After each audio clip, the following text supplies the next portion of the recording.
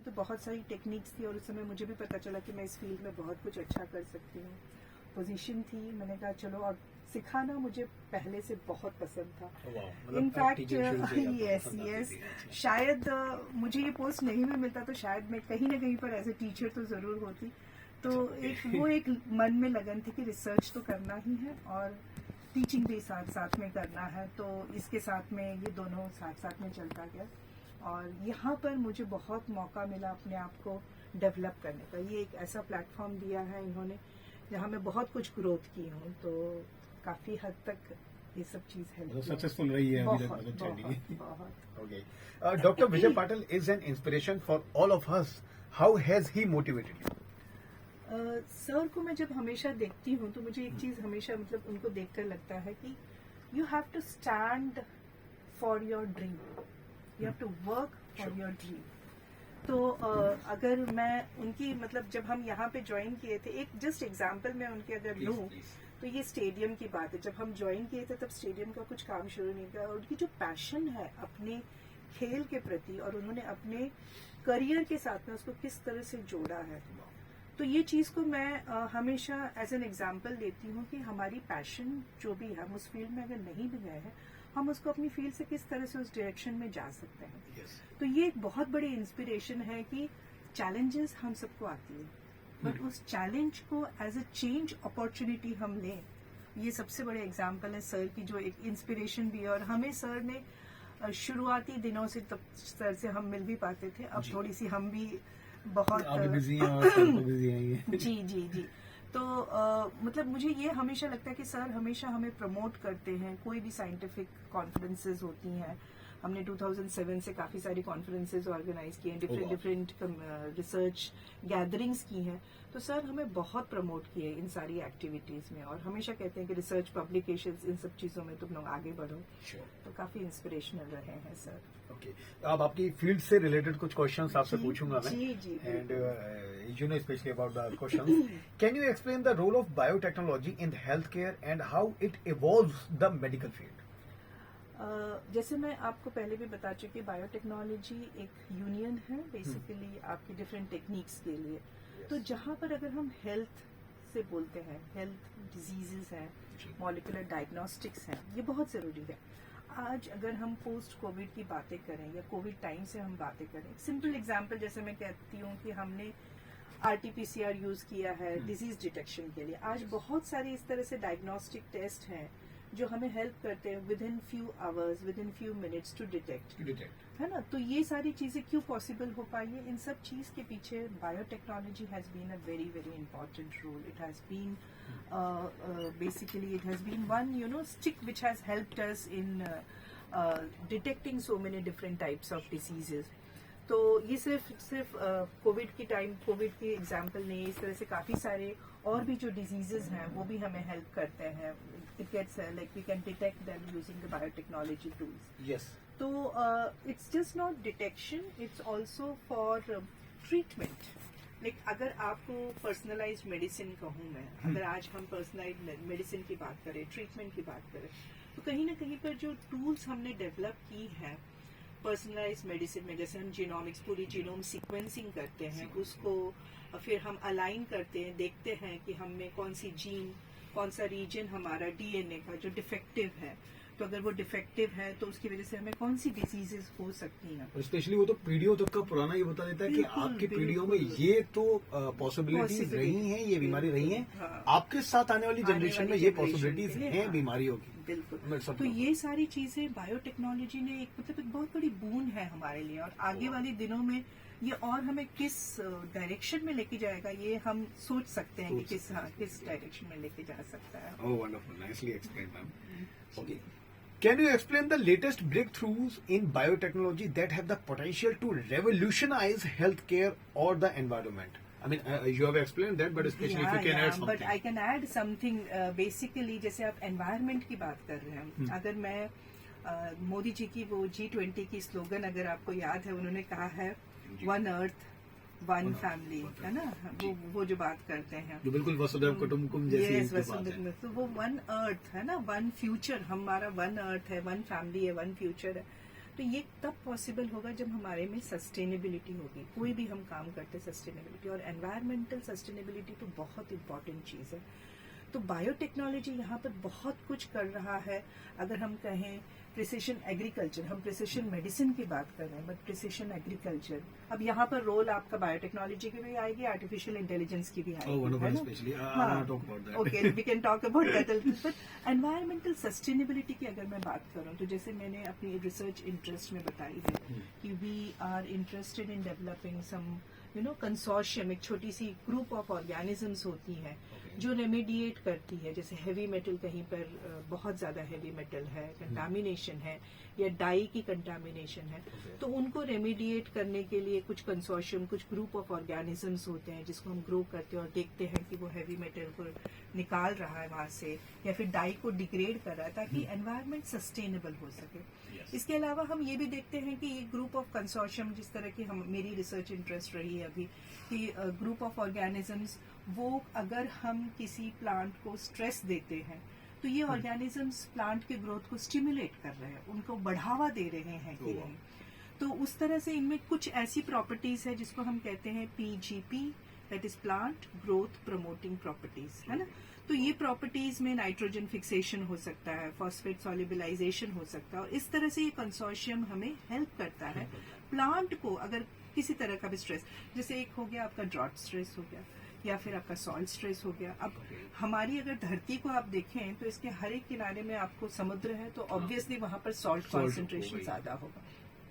तो जब हम इसकी बात करते हैं तो हमें ऑब्वियसली, अगर हमें प्लांट्स वहां पे डालनी है, ग्रो करनी है, तो हमें ये भी देखना पड़ेगा कि हमारे प्लांट सॉल्ट रेजिस्टेंट है कि नहीं। आने वाले दिनों में पानी की बहुत दिक्कत होगी, and now we are looking into millets, because millets is one plant which are having drought resistance genes in it, है ना। तो ड्रॉट रेजिस्टेंट जो प्लांट्स है उनमें कौन सी ऑर्गेनिजम्स है जो हेल्प करती है। और यकीन मानिए माइक्रोब्स की जो वर्ल्ड है ना, इतनी फैसिनेटिंग है कि आप एक से जुड़ते जाएंगे, आपको दूसरी भी कहानियां मिलती जाएंगी, नया एक वर्ल्ड ही खुल जाता है आपके सामने, एक के बाद एक नई सीरीज शुरू हो जाती है। तो इसके इस संदर्भ में जैसे आप कह रहे हैं ना, डेवलपमेंट बायोटेक्नोलॉजी की बहुत है। सस्टेनेबिलिटी के लिए these organisms, these different types of research is going to change the type of the scenario specially of the biotechnology. Exactly. Okay okay, हाँ, yeah please take your water. और मैं इसके अलावा एक और भी आपसे सवाल पूछूंगा, सिलसिले को आगे बढ़ाता हूँ। Biotechnology often raises ethical and safety concerns. How do researchers and the biotech industry addresses these issues to ensure the responsible development of new technology? Especially, yes, we are also talking about the cloning. gene engineering is something like that, so you can तो ये जब भी हम cloning की बात करते हैं, हाँ, नहीं ठीक है, that is okay, I think the room is also a bit close. So it is like, जब आप क्लोनिंग की बात कर रहे हैं अभिनव जी, तो हम जब क्लोन करके सिर्फ रिसर्च, मतलब हल्के से सिखाने के लिए यूज कर रहे हैं तब तक ठीक है, या बट अगर आपको उसे फील्ड में उतारना है, जैसे आप ट्रांसजेनिक कॉटन की बात करें, ट्रांसजेनिक ब्रिंजल की बात करें, या जो भी एग्रीकल्चरल फील्ड में, या किसी और ट्रांसजेनिक और एनिमल्स की बात कर रहे हैं, तो जब हमें इसे फील्ड में उतारना है तो ऑब्वियसली हमें एथिकल कंसर्न बहुत इंपॉर्टेंट है। क्योंकि कोई भी चीज़ अगर आप आर्टिफिशियली बना रहे हैं और उसको नेचर में डाल रहे हैं, उसकी इल इफेक्ट्स क्या होगी ये हमें पहले देखना होगा। तो अगर मैं एक सिंपल चीज़ कहूँ कि बायोटेक्नोलॉजी में we are also looking into artificial mRNA, है ना। ये आर्टिफिशियल mRNA जीन साइलेंसिंग करता है, जिसको हम कहते हैं, या RNA साइलेंसिंग। तो ये एक थेरेपी की तरह भी यूज किया जा रहा है अलग अलग चीजों में, लाइक कैंसर थेरेपी में भी यूज किया जाता है, फिर different types of viral diseases में यूज किया जाता है। तो जब RNAi को मैं डेवलप कर रही हूँ, उसे मैं ऑर्गेनिज्म में डाल रही हूँ कि वो दूसरी RNA को जाकर के नष्ट करे, है ना। तो ये अगर मुझे फील्ड में उतारना है या किसी पर अप्लाई करना है, किसी ह्यूमन पर, किसी प्लांट पर, तो ये ऑफ टारगेट भी जाकर इफेक्ट नहीं करना चाहिए, ये मुझे इंश्योर करना होगा। और ये इंश्योर तब करेंगे जब there is a regulatory body behind me which is monitoring, which is seeing what is the effect. तो गवर्नमेंट इस पर बहुत ज्यादा जोर देती है, लाइक गवर्नमेंट की पूरी एक इंस्टीट्यूशनल बायोसेफ्टी कमेटी है, IBSC कहते हैं, और उसकी बहुत सारे अलग अलग नॉर्म्स है, right from state level, district level, और उन सब चीज़ों के ऊपर वो काफ़ी हद तक उनकी रिव्यू कमिटीज़ होती है, वो देखते हैं आप किस तरह से काम कर रहे हैं, किस तरह से आप डिस्पोजेबल कर रहे हैं। तो बायोटेक्नोलॉजी में अगर आप इस हद तक क्लोनिंग और इस तरह जीन साइलेंसिंग वगैरह की काम कर रहे हैं तो रेगुलेटरी कंसर्न लेना स्पेशली तो बहुत बहुत जरूरी टॉप है। सीक्रेट लेवल पर होता होगा, स्पेशली मतलब जब पता भी कहाँ चल रहा है। हाँ, मतलब कुछ हद तक, क्योंकि ये सारी course कमिटीज है। छोटी छोटी कमिटीज बैठती हैं, वो देखती है, फाइनली गवर्नमेंट ऑफ इंडिया ही इनको देखते हैं, अगर वो गवर्नमेंट ऑफ इंडिया के थ्रू जा रही Through जा रही है, है, yes, obviously. It has to go through the government. Okay, greatly explain ma'am. क्योंकि अभी कीनू रीव्स की मैंने ही अभी एक मूवी देखी थी और स्पेशली वो क्लोनिंग को लेकर ही काम कर रही थी। हाँ, हाँ। तो उन्होंने उसमें एंड में दिखा तो दिया कि हम एक क्लोन बनाकर चल रहे हैं और क्लोन से फायदा होगा, but at that time when he was developing the clone and specially himself, so कई सारे लोग उनके पास आ गए थे और स्पेशली अंडरवर्ल्ड से कई सारे लोग आए और वो पैसे देने लगे, because you know the use of that can be a curse for you specially. और इंटरनेशनल सर्किट में तो लोग मतलब आके गड़ा इसलिए स्पेशली बैठे होते हैं कि अब बिल्कुल। कब ये ऐसे कुछ डेवलप हो और हमारे फायदे के लिए स्पेशली, और we can use it also in the wars, like actually US do that, they always do that. See, each of the technology, I would say, has its good part and bad part.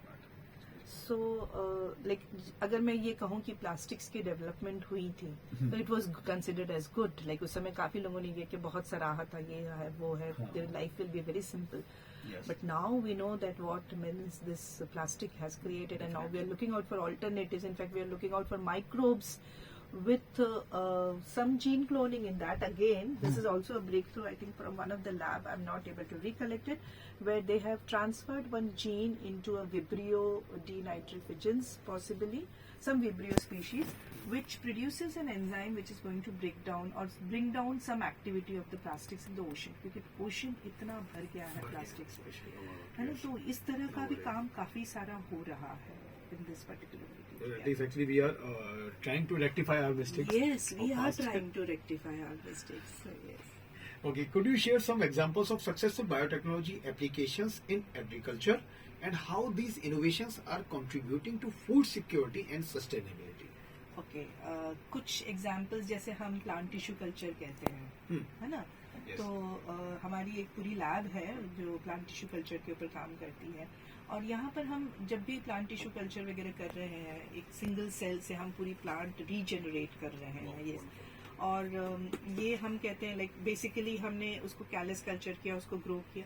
तो जब हम इस तरह की technology develop कर रहे हैं उसका क्या फ़ायदा है? फ़ायदा ये होता है कि ऐसे काफ़ी सारे एंडेंजर्ड स्पीशीज़ हैं प्लांट के, Oh yes.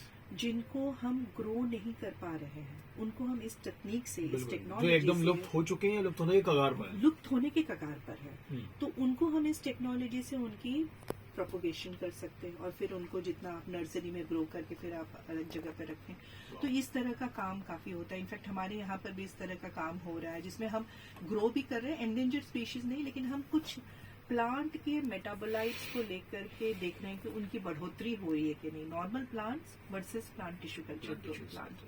तो इस तरह की स्टडीज भी होती हैं। ये एक मतलब बहुत अच्छा एग्जांपल है जिसमें काफी सारी जो आपकी आयुर्वेदिक प्लांट्स वगैरह हैं उसमें भी आप एक कंसिस्टेंसी, क्या होता है, जैसे अगर मैं बता दूं, हम आयुर्वेदिक प्लांट्स की जब बात करें तो इन सभी प्लांट्स में जैसे आप उनको न्यूट्रिएंट मिल रही है, जैसे उनको सनलाइट मिल रहा है, एनवायरमेंटल फैक्टर्स मिल रहे हैं, तो उनकी बायोकेमिकल्स ऊपर नीचे होते रहते हैं जी।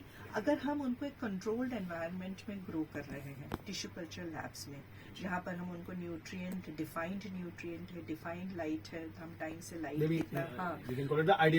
यस आइडियल कंडीशन जब हम दे रहे हैं, तो उनकी हम एक्सपेक्ट करेंगे कि उनकी न्यूट्रिएंट्स जो भी हम देख रहे हैं, प्लांट बेस्ड मेटाबोलाइट्स जो भी हमें लेना है, वो स्टैंडर्ड में एटलीस्ट थोड़ी सी ऊपर नीचे बैलेंस्ड में हो जाएगी। तो ऐसा ही कॉन्सेप्ट आपका आ जाता है जब आप सॉइललेस बेस्ड प्लांट ग्रोथ करते हैं, है ना, हाइड्रोपोनिक्स बेस्ड ग्रो कर रहे हैं। तो ये सारी चीजें एग्रीकल्चर को अब जैसे जमीन इतनी उपजाऊ रही नहीं है ना, दूसरी चीजें हैं, हमें बायो फर्टिलाइजर्स हमने कम यूज किया, हमने केमिकल फर्टिलाइजर्स ज्यादा यूज किया, बिल्कुल। तो अब क्या हो रहा है, people are shifting to such type of things so that we get good food, clean food, and nutritious food. Great. So this is how biotechnology is helping. I believe. I believe I have. Yeah. Yeah, you mentioned a lot, especially. Yeah. Okay, biotechnology research often involves collaboration between scientists from various disciplines. How important is interdisciplinary collaboration in advancing biotechnology, and what are some notable examples? If you जी want to जी say. बहुत ज़रूरी है. अब जैसे अगर मुझे मेरी पूरी देश को ग्रो करनी है तो मुझे हर स्टेट का ग्रोथ इम्पोर्टेंट होता है. Yes, जी. yes, definitely. तो वैसे ही अगर मुझे बायोटेक्नोलॉजिकल साइंस इनका ग्रोथ है तो मैं कोलैबोरेट जब तक लोगों से नहीं करूंगी. हर एक का एक अलग स्पेशलाइजेशन है ना. जी. तो जैसे मैं प्लांट बायोटेक्नोलॉजी हूँ या माइक्रोबायोलॉजिस्ट हूँ, लेकिन जीनोमिक्स बेस्ड स्टडी अगर है, डीएनए सीक्वेंसिंग बेस्ड स्टडीज है, बायो इन्फॉर्मेटिक्स बेस्ड स्टडी है ना, तो वहां पर मुझे उस स्पेशलाइज्ड साइंटिस्ट या उस स्पेशलाइज्ड रिसर्चर की हेल्प लगेगी. जी. तो यहाँ पर ये जब तक से हम कोलैबोरेटिव वर्क नहीं करेंगे कि वो हमें कुछ इन्फॉर्मेशन दे रहे हैं, जैसे अगर मैं बायो इन्फॉर्मेटिक्स की हेल्प देखूं बायोटेक्नोलॉजी में क्या है, वो जिस तरह से डेटा को एनालाइज करते हैं और मुझे बताते हैं कि ये एक लीड मॉलिक्यूल है जो हमें पता चला है, उसकी मैं टेस्टिंग करूंगी अपने लैब में, फिर देखूंगी उसकी किस तरह से एंटी कैंसर प्रॉपर्टी है, एंटी इम्यूनो इन्फ्लेमेटरी प्रॉपर्टीज है. तो ये जब तक से हम कोलैबोरेटिव वर्क नहीं करेंगे हमारी प्रोग्रेस रुक जाएगी, है ना. या फिर मैं सिर्फ अपने ही स्ट्रीम में करती जाऊंगी, मैं ये नहीं देखूंगी कि मैं इसको दूसरी एंगल क्या दे सकती हूँ.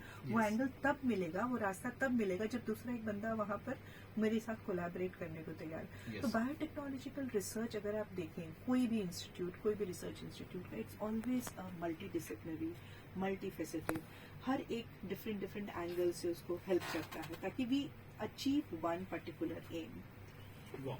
Wonderful. Great, great, great. Nicely explained.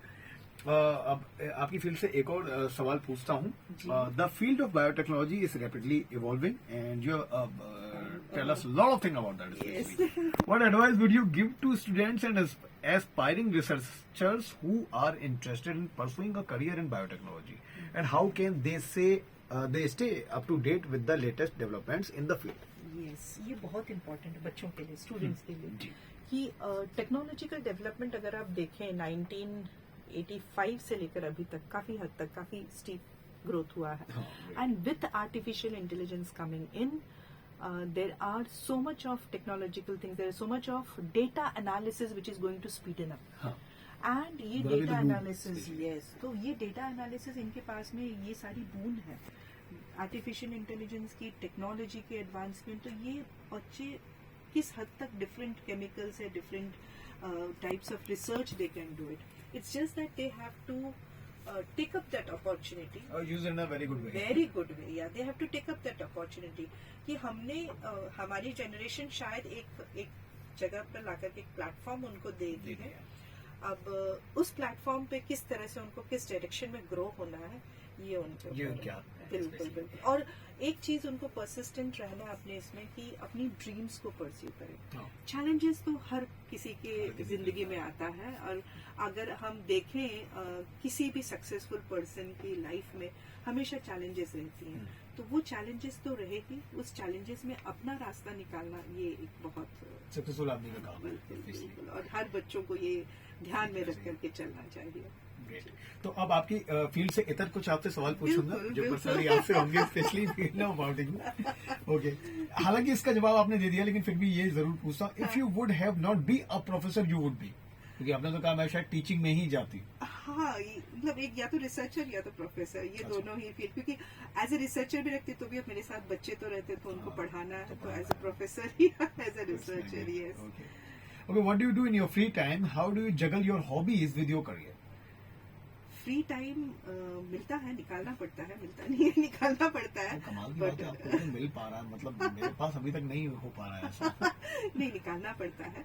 But ये भी एक टाइम था जब इस कोविड के बाद में मैंने इसके ऊपर मतलब थोड़ा सा वर्क करना शुरू कर दिया. नहीं तो पहले मैं भी बहुत टाइम नहीं है, डायलॉग एक ही रहती थी, टाइम नहीं है. फिर टाइम निकालना पड़ता है, और हॉबीज हम सबकी रहती है, तो बस उसको मतलब रख करके चलना है कि इतने टाइम में अपना काम और इतने टाइम अपनी हॉबी के लिए देना है, तो वो मैनेज हो जाता है.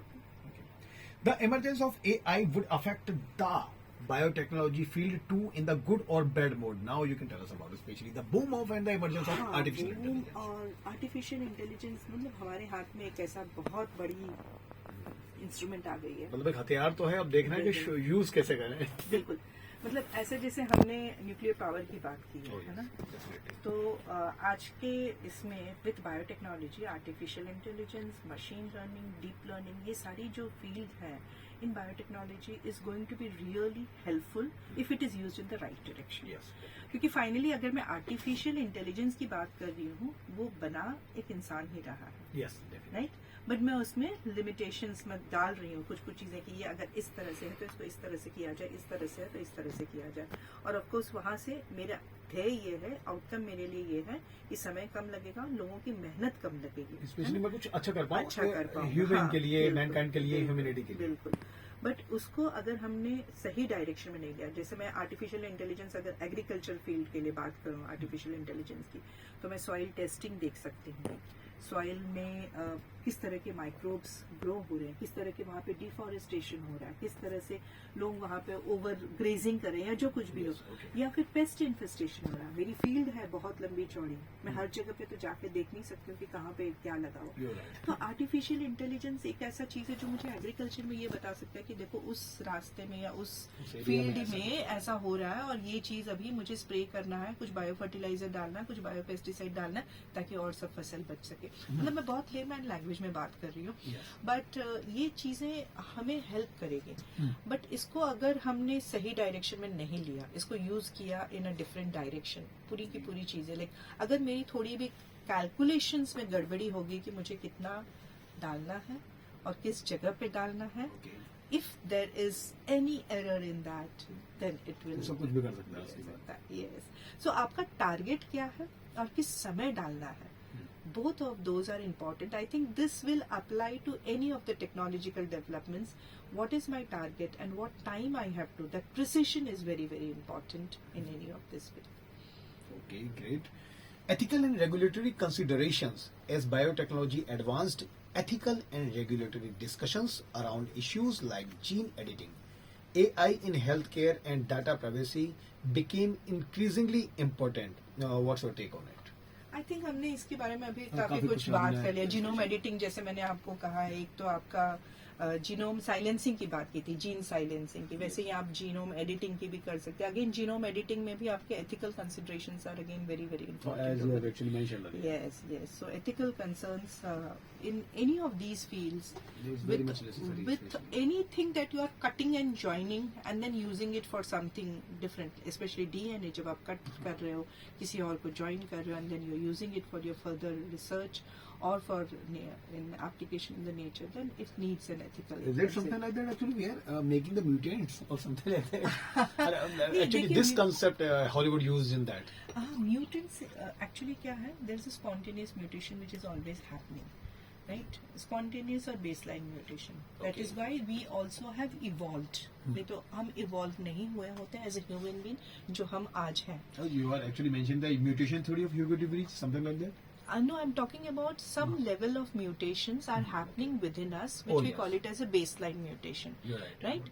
But जब हम इसको induce करते हैं, right?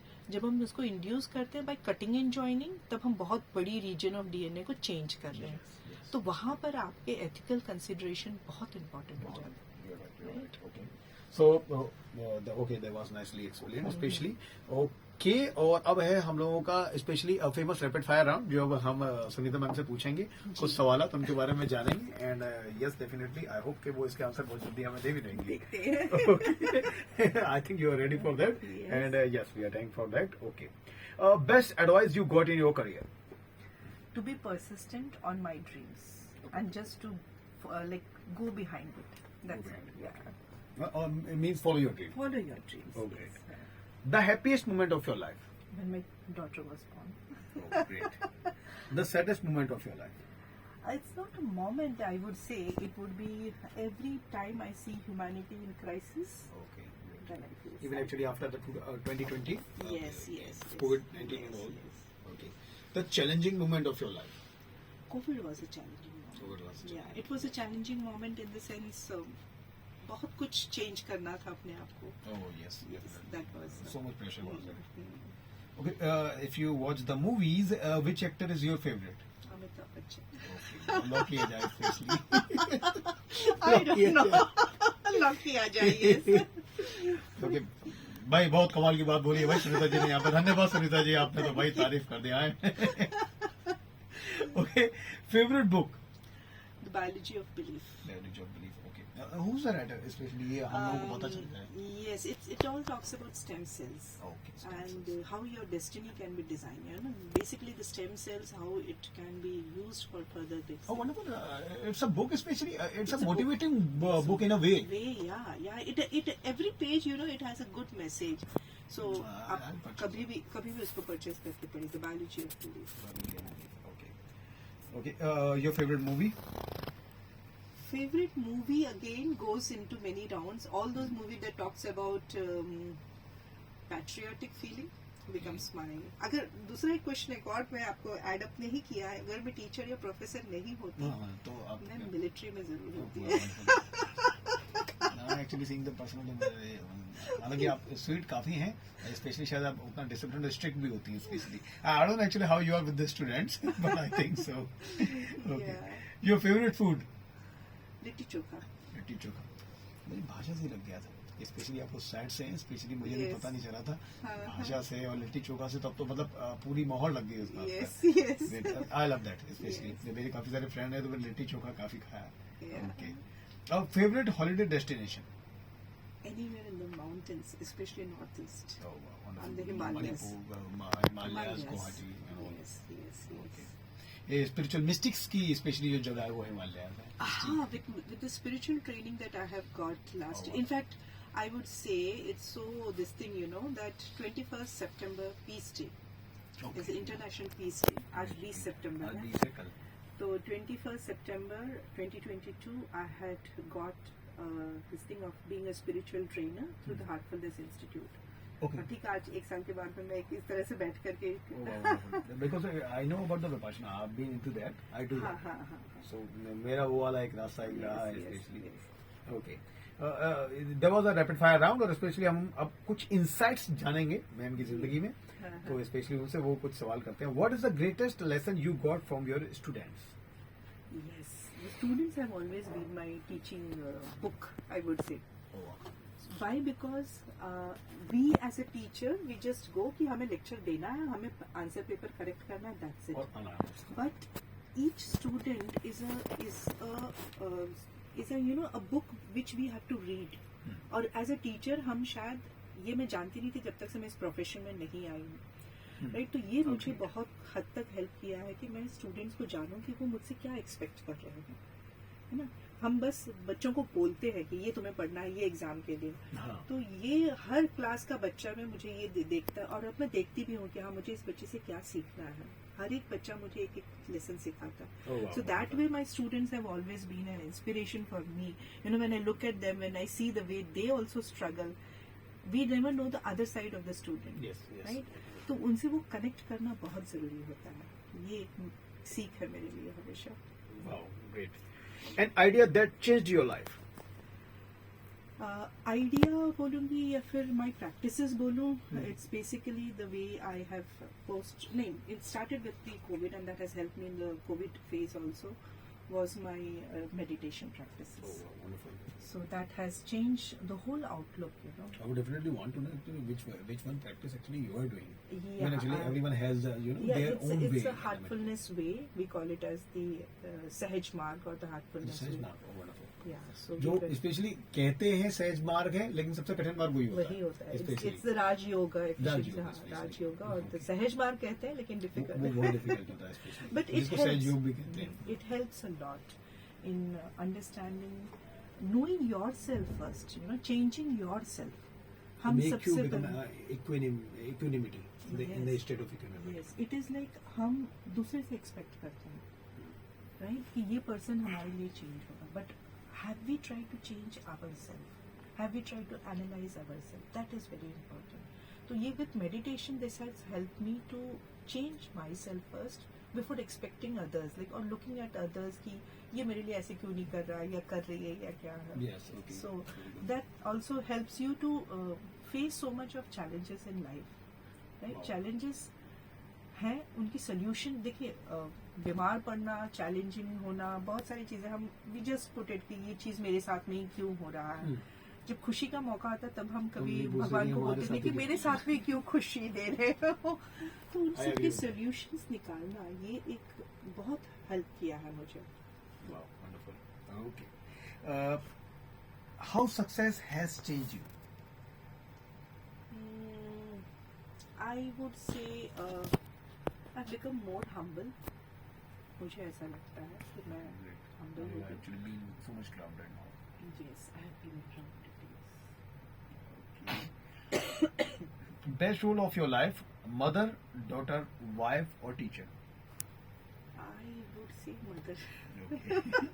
As a daughter, I used to ये नहीं करना, वो नहीं करना, शायद पेरेंट्स ही बता Well, पाएंगे। you were so much stubborn on that thing. मैं यही करूँगी। नहीं, I was always a tomboy Okay. as the eldest daughter. Tomboy especially, you were not doing great. Yes. नई नई चीजें पता चल रही हैं। Okay. और But- एज वाइफ मतलब अच्छा वो तो Wife तो ठीक वो है, ठीक ही but चलता है। as a mother, yes. Okay. Do you cry sometimes? Yes, emotions are there. So You don't tell anyone. yeah, You wait alone.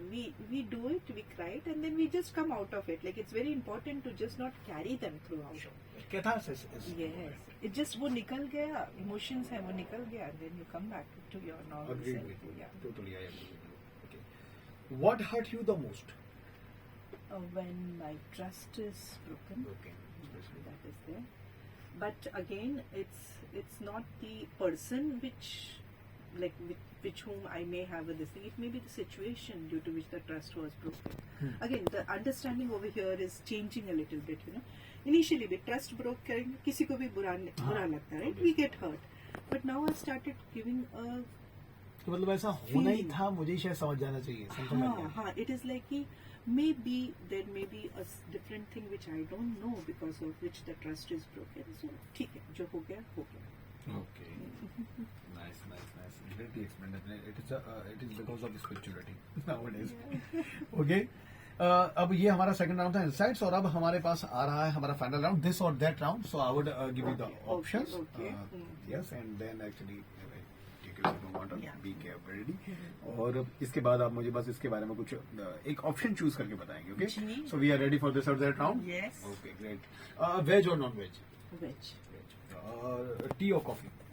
coffee, gym और yoga? yoga, Yoga military one, especially. Early riser or night owl? early riser, Okay. Emotional or practical? practical most often. Okay. Books or Kindle? Books, Mountains or beaches? I know the answer, mountains. mountains, Religious or spiritual? spiritual, Spiritual. Okay. Library or classroom? both. Both, especially. Yeah. There is actually balance, equilibrium Yeah, between yeah, them. yeah. Okay. Amazon Prime or Netflix? Not exactly any of these, but Depends, depends. sometimes. हाँ, like there's no कहाँ क्या nothing. अच्छा हो गया, nothing. मिल जो गया, मिल गया वो ठीक देख है. लिया. Okay. Game of Thrones or House of Cards? Have you watched any? No. Okay, great. Any message you want to convey to anyone? I mean, living or dead, or maybe in this universe, maybe your guru, maybe Yeah, anyone. it is that I'm grateful to whatever is given to me.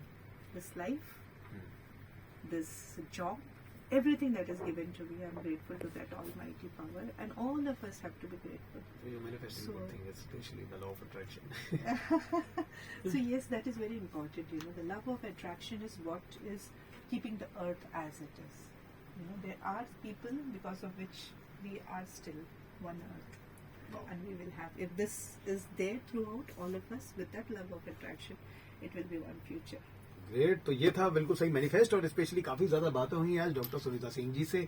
उनके बारे में काफी ज्यादा चीजें हमने जानी, and lightning एक experience है स्पेशली उनके बारे में पता करने का कि कभी अगर डिफिकल्ट सिचुएशन आ जाती है तो वो किस तरह से मूव करती हैं और किस तरह से स्पेशली अपने डिसीजंस लेती हैं, या किसी तरह की और भावनाओं से चीजों से प्रभावित नहीं होती या अप्रभावित रहती हैं.